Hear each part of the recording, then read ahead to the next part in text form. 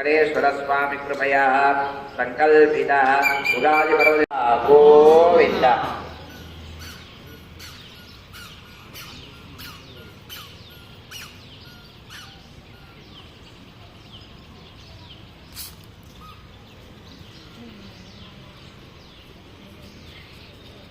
జై శ్రీమన్నారాయణ. ఈరోజు ఉగాది పర్వదినాన్ని పురస్కరించుకొని మనం ప్రారంభించుకుంటున్నాం. ఉగాది అంటే సంవత్సరాలు, అంటే ప్రారంభము. మనకు ఏ జనవరి 1 లేకుంటే ఇతరమైనటువంటిదో కాదు ప్రారంభంలో. అందులో ఈ రోజుల్లో జనవరి 1నే మొదటి రోజుగా భావిస్తారు. దాన్ని ఆంగ్ల నామ సంవత్సరం, వారు ఒక క్యాలెండర్ వేశారు. వాళ్ళు ఆంగ్లేయులు తెచ్చినటువంటి క్యాలెండర్ ప్రకారం అది ఆంగ్ల నామ సంవత్సరం. కానీ కొన్ని దశాబ్దాలుగా, యుగాలుగా మనకు యుగాన్ని ప్రారంభించినటువంటి యుగాలు ఎగరికి పెడితే ఎన్ని యుగాలు ఉన్నాయి? శుద్ధ పాఠ్యమినే యుగాది ఉగాదిగా పరిగణిస్తాం. మరి ఆ రోజు ఏం చెయ్యాలి అంటే చక్కగా తలస్నానం చేసి ఇష్టదైవానికి చక్కగా దండం పెట్టుకొని సమీపంలోని ఆలయానికి వెళ్ళి ఈ సంవత్సరం నుంచి స్వామి మరో సంవత్సరం వరకు మాకు అన్ని రకాలైనటువంటి శుభాలు కలగాలి, ఈ దేశమంతా కూడా సుభిక్షంగా ఉండాలి, పాడి పశు పంటలతో సస్యశ్యామలం కావాలి, చక్కగా దేశ అభివృద్ధి కలగాలి, రాష్ట్ర అభివృద్ధి కలగాలి, మా కుటుంబ అభివృద్ధి కలగాలి, అందరం కూడా సుఖ సంతోషాలతో ఉండాలి అని చెప్పి భగవంతుని ప్రార్థిస్తారు. మార్గశీర్షాది చాతుర్మాసముల యందు తుఫాను భూకంపాలు వస్తాయి. అంటే ఈ యొక్క తుఫాను భూకంపాలు జల ప్రళయాలు వచ్చేటువంటి అవకాశం ఈ సంవత్సరం కూడా ఉంది. అదేవిధంగా మళ్ళీ చెప్పారు రోగ భయం ఉంటుంది. ఇక నవనాయకులు ఎవరెవరు నాయకులుగా ఉన్నారు, వారి వల్ల ఏ ఫలం వస్తుంది అనేటువంటి తెలుసుకున్నాం. ఈ శ్రీ విశ్వావసు నామ సంవత్సరానికి రాజు వచ్చి సూర్యుడు, రాజు వచ్చి రవి, అదేవిధంగా మంత్రి వచ్చి చంద్రుడు, మంత్రి వచ్చేసేవారు చంద్రుడు, సేనాధిపతి కూడా రవి, సేనాధిపతి కూడా రవి, సస్యాధిపతి గురువు, ధాన్యాధిపతి కుజుడు, అర్ఘ్యాధిపతి రవి, మేఘాధిపతి రవి, రసాధిపతి శని, నీరసాధిపతి బుధుడు, పశుపాలకుడు యముడయ్యాడు, పశుపాలకుడు యముడు, స్థాన సంరక్షకుడు యముడు.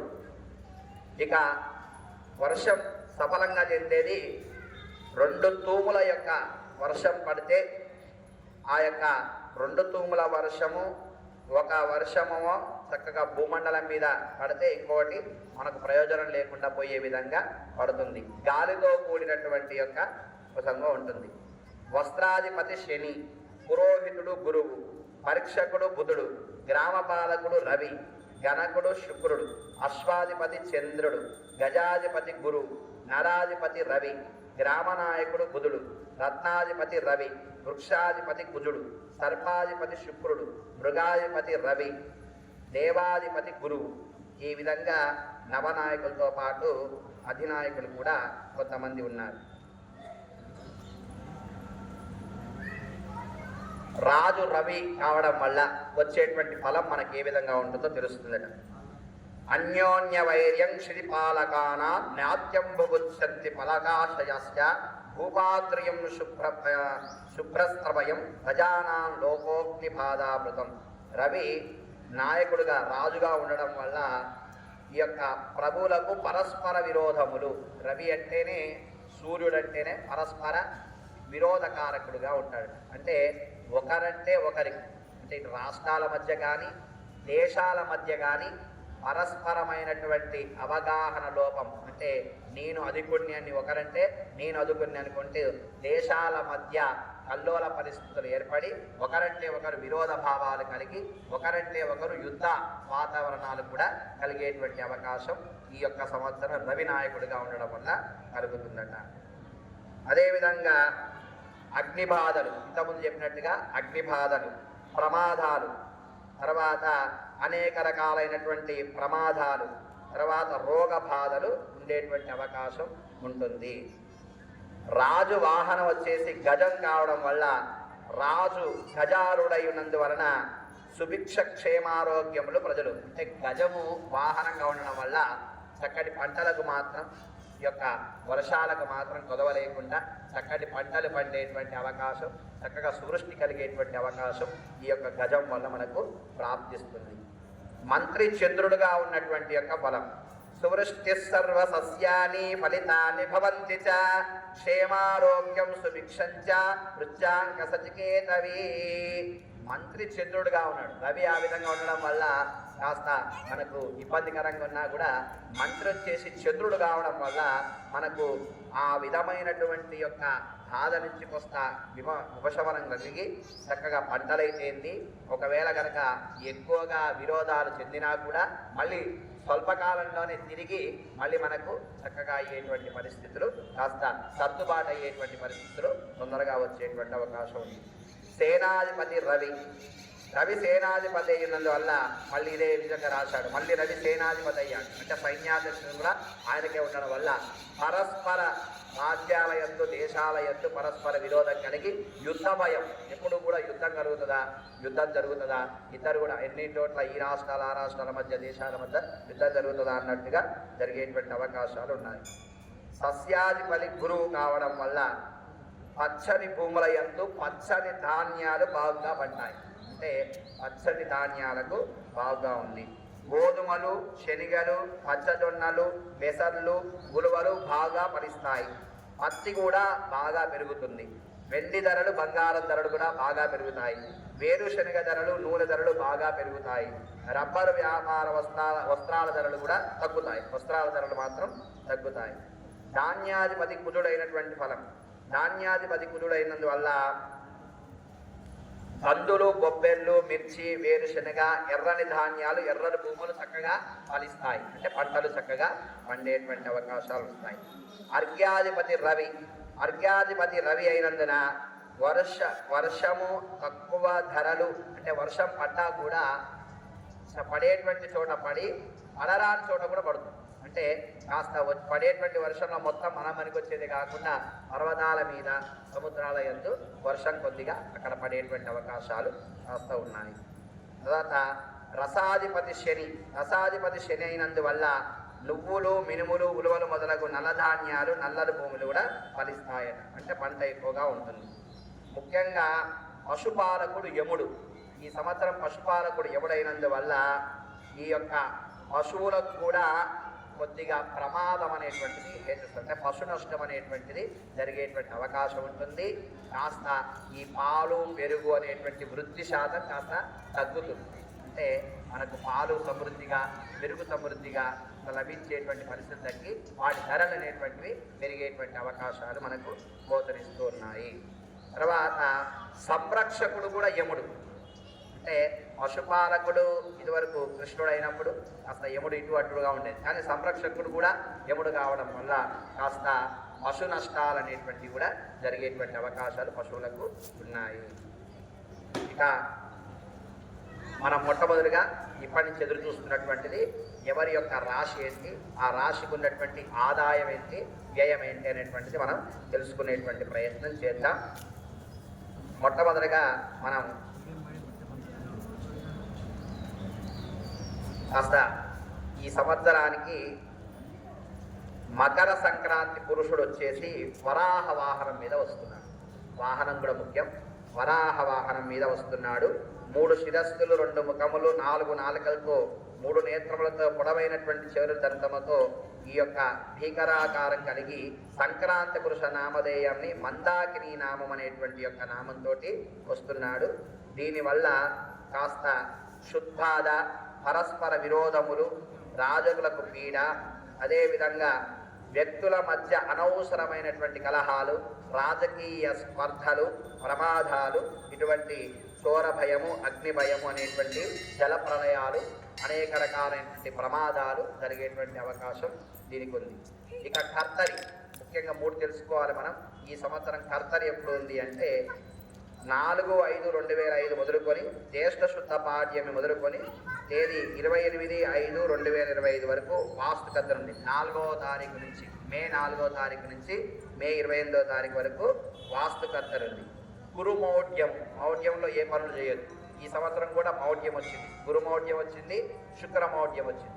మరి గురుమౌఢ్యం ఎప్పుడు వస్తుందంటే 10/6/2025 ఆషాఢ శుద్ధ చతుర్దశి మొదలుకొని 9/7/2025 వరకు గురుమౌఢ్యం ఉంటుంది. కాస్త ఆషాఢ మాసంలో వచ్చింది కాబట్టి మనకి ఎట్లాగో ఆషాఢ మాసం ఏం పనికిరాదు కాబట్టి ఆ మూడం కూడా గురుమౌఢ్యం కూడా ఆషాఢ మాసంలో వచ్చింది కాబట్టి కొద్దిగా పెద్దగా ఇబ్బంది ముహూర్తాలకు కానీ వేదికి కానీ శుభ వాటికి కానీ ఇబ్బంది అయ్యేటువంటి అవకాశం ఏం లేదు. శుక్రమౌఢ్యం, శుక్రమౌఢ్యం మాత్రం నవంబర్లో అంటే కార్తీక మాసంలో వస్తుంది. 27/11/2025 మాఘ అమావాస్య మంగళవారం మొదలుకొని ఆ యొక్క మాఘమాసంలో 27/11/2025 17 అంటే ఎప్పటి వరకు వస్తుందంటే మాఘమాసం వరకు ఉంది. శుక్రమౌఢ్యం 2 సార్లు వస్తుంది. కాస్త మాఘమాసంలో తర్వాత కార్తీక మాసంలో కూడా కొద్దిగా ముహూర్తాలకు ఈ యొక్క శుక్రమౌఢ్యం వల్ల ఇబ్బంది వచ్చేటువంటి అవసరం ఉంది. ఈ సంవత్సరం వచ్చేటువంటి పుష్కరాలను సరస్వతీ నది పుష్కరాలు అంటారు. ఈ యొక్క పుష్కరాలు ఎప్పుడు వస్తున్నాయంటే సరస్వతీ నది పుష్కరాలు 15/5 అంటే మే నెలలో 15/5/2025 రోజున సార్ధ త్రికోటి తీర్థరాజ సహిత సరస్వతీ నది పుష్కరాలు ఈ సంవత్సరం మనకు వస్తూ ఉన్నాయి.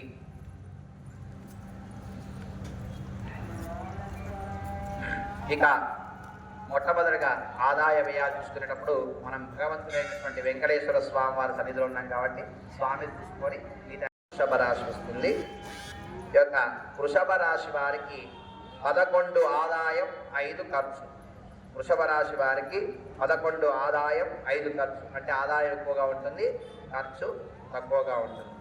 అదేవిధంగా వృషభ రాశి వారికి 1 రాజ్య పూజ్యత 3 అవమానం అంటే కొద్దిగా ఒక మంది గౌరవిస్తే 3 ఆరును అగౌరవపరిచేటువంటి పరిస్థితులు ఉంటాయి. ఇక మరి నక్షత్రాల ప్రకారం వాటి ప్రకారం నక్షత్రాలు తెలిసినటువంటి వాళ్ళ నక్షత్రాలు, రాశి తెలిసినటువంటి వాళ్ళ రాశి ప్రకారం మనం తెలుసుకుందాం. అశ్విని, భరణి, కృత్తిక మొదటి పాదం వరకు, అశ్విని, భరణి, కృత్తిక మొదటి పాదం వరకు మేషరాశి అంటారు. అందరిది మేషరాశి. బాగా వినండి. మేషరాశి వారికి 2 ఆదాయం 14 ఖర్చు. మేషరాశి వారికి 2 ఆదాయం 14 ఖర్చు, 5 రాజ్య పూజ్యత 7 అవమానం. 5 రాజ్య పూజ్యత మేషరాశి వారికి 7 అవమానం. తర్వాత కృత్తికా నక్షత్రం 3 పాదాలు, చివరి 3 పాదాలు. రోహిణి నక్షత్రం, మృగశిరార్థం, మృగశిరా నక్షత్రంలో 2 పాదాలు. ఈ యొక్క నక్షత్రాలుగా ఉన్నటువంటి వాళ్లకు రాశి వచ్చేసి వృషభ రాశి. రాశి వృషభ రాశి. వృషభ రాశి వారికి 11 ఆదాయం, ఇంతకుముందు మనం చెప్పుకున్నట్టుగా స్వామివారికి వృషభ రాశి 11 ఆదాయం 5 ఖర్చు. అదేవిధంగా వృషభ రాశి వారికి 1 రాజ్య పూజ్యత 3 అవమానం. ఇక మేషం, వృషభం తర్వాత వచ్చేటువంటి రాశి మిథున రాశి. ఈ యొక్క మిథున రాశి వచ్చి మృగశిరా నక్షత్రంలోని 2 పాదాలు, చివరి 2 పాదాలు. ఆరుద్ర, పునర్వసు, ఆరుద్ర, పునర్వసు ఈ యొక్క నక్షత్రాలు ఉన్నటువంటి వారికి మిథున రాశి. మిథున రాశి వారికి కూడా 14 ఆదాయం 2 ఖర్చు. వారికి కూడా 14 ఆదాయం 2 ఖర్చు. తర్వాత 4 రాజ్య పూజ్యత 3 అవమానం. మిథున రాశి వారికి ఈ సంవత్సరం కాస్త అనుకూలమైనటువంటి యొక్క కాలం. 14 ఆదాయం 2 ఖర్చు, 4 రాజ్య పూజ్యత 3 అవమానం. ఆ తర్వాత వచ్చేటువంటి రాశి కర్కాటక రాశి. ఈ యొక్క కర్కాటక రాశి వారికి పునర్వసు, పుష్యమి, ఆశ్లేష నక్షత్రం ఉన్నటువంటి వారికి కర్కాటక రాశి కిందికి వస్తారు. ఈ యొక్క ఆశ్లేష నక్షత్రం యొక్క అన్ని పాదాలు కలుపుకొని వారికి కర్కాటక రాశి వస్తుంది. ఈ యొక్క కర్కాటక రాశి వారికి 8 ఆదాయం 2 ఖర్చు. 8 ఆదాయం 2 ఖర్చు. అదేవిధంగా 7 రాజ్య పూజ్యత 3 అవమానం. 7 రాజ్య పూజ్యత 3 అవమానం. అదేవిధంగా తర్వాత వచ్చేటువంటి రాశి వచ్చేసి సింహరాశి. నక్షత్రాలు చూసుకోండి. మఖా నక్షత్రం ఉన్నటువంటి వాళ్లకు, పుబ్బ నక్షత్రం ఉన్నటువంటి వాళ్లకు, ఉత్తరా నక్షత్రం మొదటి పాదం, మఖా, పుబ్బ, ఉత్తర మొదటి పాదం ఉన్నటువంటి వాళ్ళందరూ కూడా సింహరాశి కిందికి వస్తారు. ఈ సింహరాశి వారికి 11 ఆదాయం 11 ఖర్చు. సింహరాశి వారికి 11 ఆదాయం 11 ఖర్చు. సింహరాశి వారికి 3 రాజ్య పూజ్యత 6 అవమానం. 3 రాజ్య పూజ్యత 6 అవమానం. ఆ తర్వాత వచ్చేటువంటి రాశి కన్యారాశి. ఇంతకుముందు మనం మఖా, పుబ్బ, ఉత్తర సింహరాశి అయితే ఆ యొక్క మఖా, పుబ్బ ఉత్తరంలో మొదటి పాదం వరకే ఉంటుంది. ఉత్తరాల్లోని 3 పాదాలు, ఉత్తరా నక్షత్రం యొక్క 3 పాదాలు, హస్తా నక్షత్రం మొత్తం కూడా, చిత్తా నక్షత్రంలో 2 పాదాలు. ఈ యొక్క రాశి అంతా వచ్చేసి కన్యారాశి. అందరికి కూడా కన్యారాశి. ఈ యొక్క కన్యారాశి వారికి 14 ఆదాయం 2 ఖర్చు. కన్యారాశి వారికి 14 ఆదాయం 2 ఖర్చు. వీరికి కూడా చాలా వైభవంగా ఉంది. కన్యారాశి వారికి 6 రాజ్య పూజ్యత 6 అవమానం.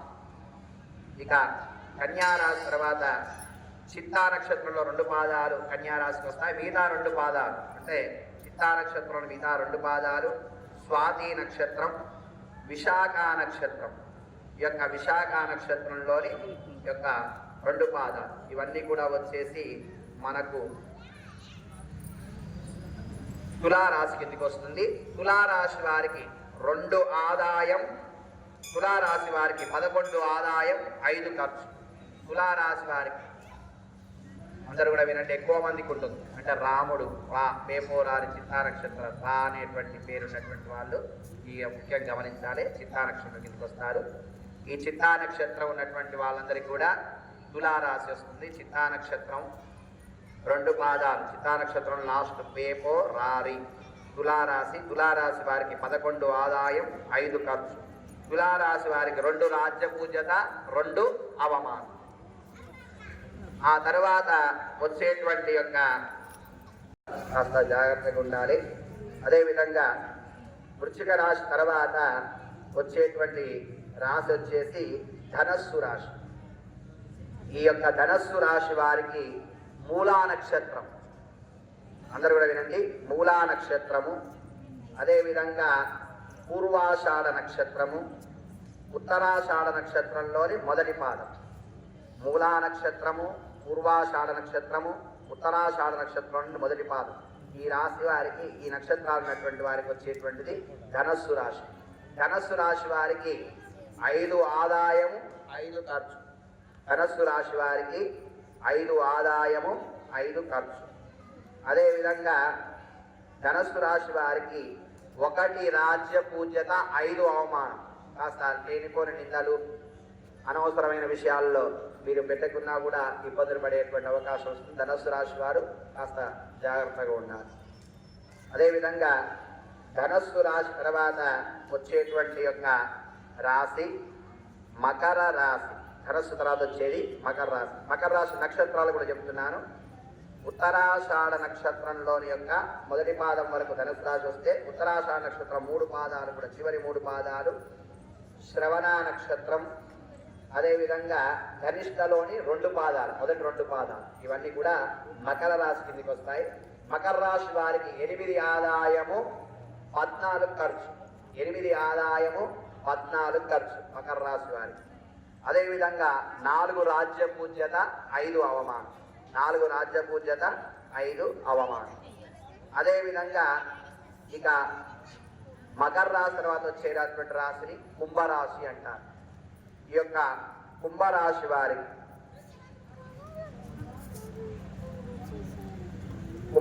వారికి ధనిష్టాలోని 2 పాదాలు మకర రాశి కిందికి పోతే, ధనిష్ట చివరి 2 పాదాలు, ధనిష్ట నక్షత్రం యొక్క చివరి 2 పాదాలు శతభిష నక్షత్రం, పూర్వాభాద్ర నక్షత్రంలోని యొక్క 3 పాదాలు, ఇవన్నీ కూడా కలుపుకొని ధనిష్ట, శతభిషం, పూర్వాభాద్ర నక్షత్రం యొక్క 3 పాదాలు కలుపుకొని కుంభరాశి అవుతుంది.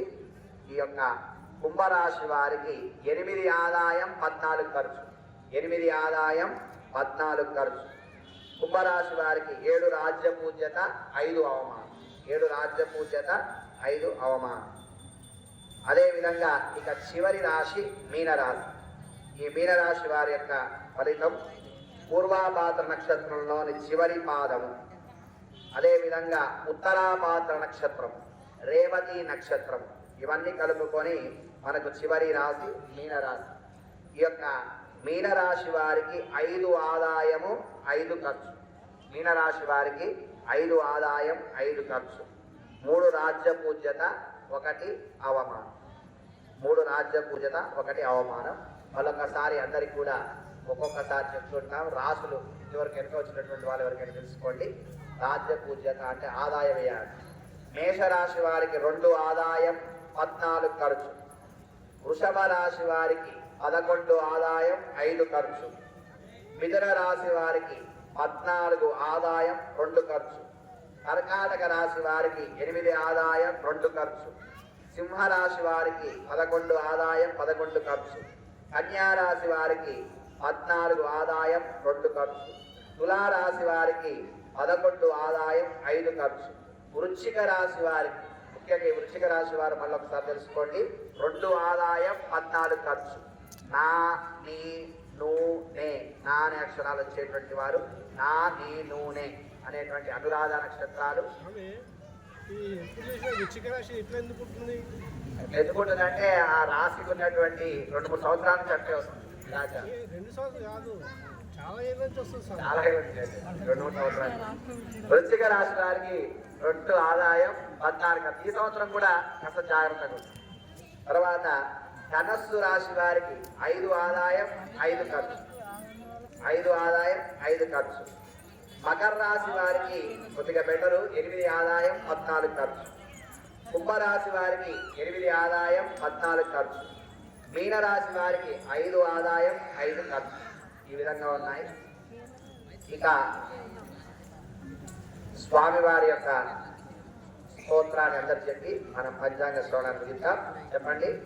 ఏది ఏ విధంగా ఉన్నా కూడా ఆ పెరుమాళ్ళైనటువంటి స్వామివారి ఇది తెలుసుకోవాలి. ఎందుకంటే కాస్త జాగ్రత్త వహించి మనం రేపటి నుంచి ఇక పూర్తి యొక్క గ్రాచారాన్ని మనం అర్చక స్వామి దగ్గరికి వెళ్ళి ఎవరైనా పేరు రానటువంటి వాళ్ళు, అంటే మా యొక్క నక్షత్రం తెలియదండి, ఇప్పుడు నక్షత్రము రాసి తెలిసినటువంటి వాళ్ళకి చెప్పాం, అయ్యా ఈ పేరేంటో మాకు కాస్త తెలియదండి అంటే అర్చక స్వామి దగ్గరికి వెళ్తే రేపటి నుంచి విపులంగా కూడా గోచార గ్రాచారం కూడా వారు చెప్పడం జరుగుతుంది. ఇప్పుడు ఏంటంటే పంచాంగ శ్రవణంలో భాగంగా అన్ని రాసుల యొక్క ఆదాయ వ్యయం తెలుసుకున్నాం. ఒకసారి స్వామి యొక్క నామ సంకీర్తన చేసుకొని ఆయనకు అనుగ్రహం చేతైనా మార్చేటువంటి వాడు స్వామి కాబట్టి మనం అతని పట్ల ఆ స్వామివారి అనుగ్రహాన్ని పొందినట్టుగా చెప్తాం. చెప్పండి. వెంకటాద్రి సమస్థానం బ్రహ్మాండే నాస్తి కించన వెంకటేశ సమోదేవ నభూతో నభవిష్యతి. ఓం కళ్యాణాద్భుతగాత్రాయ కామితార్థప్రదాయినే శ్రీమద్ వెంకటనాథాయ శ్రీనివాసాయ మంగళం. ఒక్కొక్కరిగా పంచాంగ శ్రవణం చేసినటువంటి వాళ్ళందరూ వచ్చి బ్రాహ్మణి యొక్క ఆశీర్వాదం తీసుకోండి. జై శ్రీమన్నారాయణ.